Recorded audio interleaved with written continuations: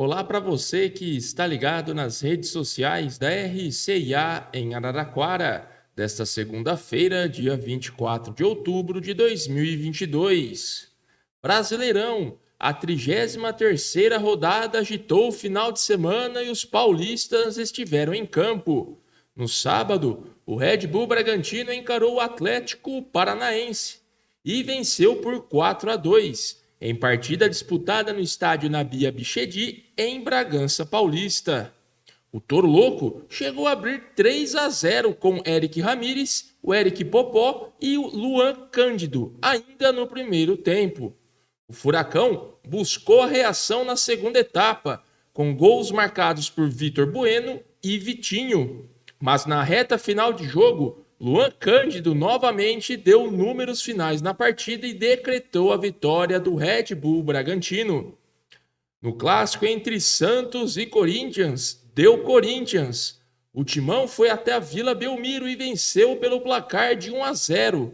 O único gol do jogo foi marcado por Roger Guedes aos 43 minutos do segundo tempo.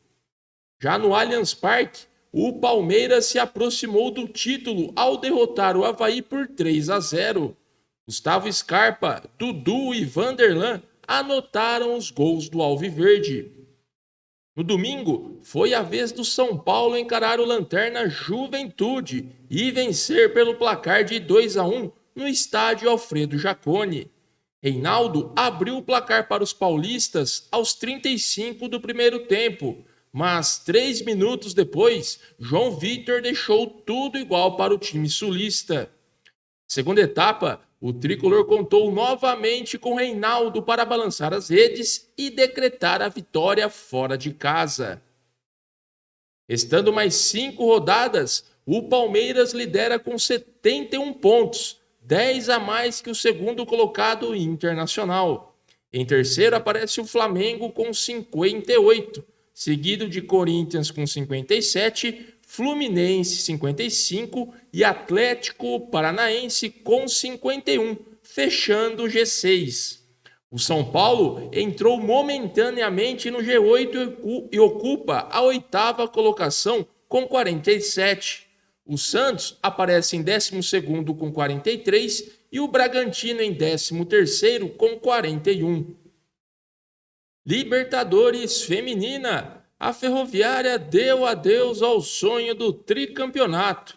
Na noite do último sábado, as guerreiras grenás acabaram sendo superadas pelo Deportivo Cali da Colômbia, de virada por 2-1, no estádio Rodrigo Paz Delgado, em jogo válido pelas quartas de final em Quito, no Equador. O time grená abriu o placar ainda no primeiro tempo com Rafa Mineira, em chute de fora da área. Já na segunda etapa, a equipe colombiana conseguiu o empate logo nos primeiros segundos com o atacante Guerra e no fim com Bar. Esta é a primeira vez que as guerreiras grenás caem na fase quartas de final do torneio e depois de 4 anos consecutivos não disputarão a Libertadores do ano que vem. Agora, a equipe foca no restante da temporada, com as participações no Paulistão Feminino, que retorna na quarta-feira, dia 2 de novembro, às 5 horas da tarde, contra a Portuguesa na Fonte Luminosa. E também na Brasil Ladies Cup, que começa no dia 8 de novembro, uma quarta-feira, quando enfrentará o São Paulo, às 3h30 da tarde, também na Fonte Luminosa. Categorias de base. Na manhã do último sábado, as categorias Sub-11 e 13 masculinas da Ferroviária entraram em campo pelos jogos de volta da segunda fase do Campeonato Paulista. Em rodada dupla realizada no estádio Cândido de Barros, no Jardim Botânico, o Sub-13 enfrentou o Mirassol e venceu por 2-1, com gols marcados por Jorge Henrique e Léo Castellari, enquanto Caio Torrente descontou para os visitantes. Como no jogo de ida havia vencido por 4-0, a Locomotiva fez 6-1 no placar agregado e confirmou a classificação. Já na preliminar, a equipe grená Sub-11 foi superada mais uma vez pelo Velo Clube por 2-0. com gols marcados por Jaime e Gustavo Viscardi, mesmo placar no jogo de ida, ficando 4-0 no agregado e a equipe grená deu adeus à competição. Agora, o Sub-13 aguarda o anúncio da Federação Paulista de Futebol dos confrontos oitavas de final. E na tarde desse domingo, a Ferroviária confirmou o favoritismo e goleou o Brothers de Votuporanga por 8-0, em partida disputada na Fonte Luminosa pela penúltima rodada do Paulista Feminino Sub-17. Destaque da partida ficou para a atacante Giovana, autora de 3 gols. Quem também brilhou foi a atacante Gabi Pucci, de apenas 14 anos, que estreou na categoria. A jogadora saiu do banco de reservas para marcar um belo gol de fora da área. Nath Vendito 2 vezes, Agnes e Pepe foram as outras autoras dos gols das guerreirinhas grenás na Fonte.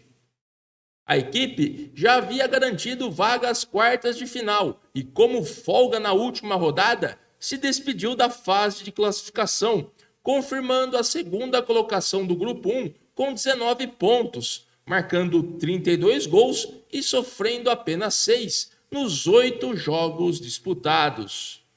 Os próximos jogos da última rodada acontecerão no sábado, dia 29, quando definirão os últimos classificados e os confrontos da fase mata-mata da competição. Ficamos por aqui e não deixe de acessar o nosso portal rciararaquara.com.br e as nossas redes sociais para outras novidades. Até a próxima!